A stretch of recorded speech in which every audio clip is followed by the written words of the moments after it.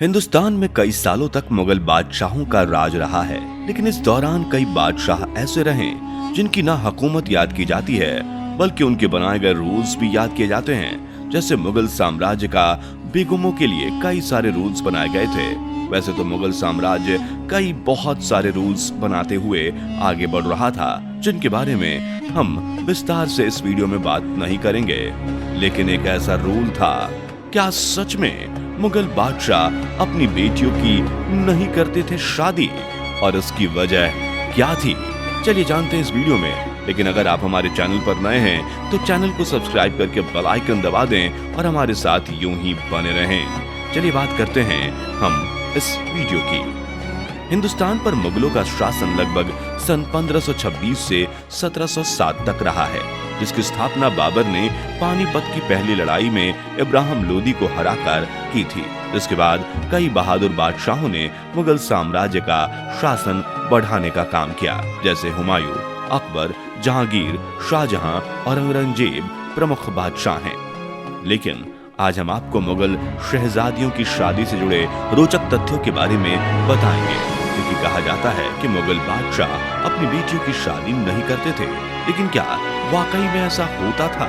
इसलिए आज हम आपको मुगल रानियों की शादी और इससे जुड़े कुछ रोचक तथ्यों के बारे में जानकारी दे रहे हैं। अब तक आपने अगर हमारे चैनल को सब्सक्राइब नहीं किया तो सब्सक्राइब कर लें। कई लोगों को लगता है कि मुगल राजकुमारी के विवाह पर प्रतिबंध लगा दिया गया था और इसका जिम्मेदार अकबर था, लेकिन बता दें कि यह अफवाह है, क्योंकि अकबरनामा, जहांगीरनामा, शाहजहांनामा या औरंगजेब के शाही दरबार के इतिहास में कभी भी अकबर या मुगल राजकुमारी विवाह पर प्रतिबंध लगाने वाले किसी सम्राट का उल्लेख नहीं मिलता।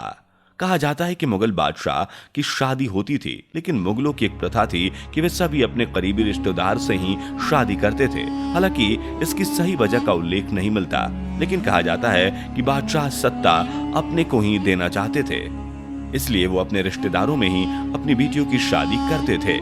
अकबर ने रुकैया और सलमा से शादी की, जो उनकी अपनी चचेरी बहनें थी।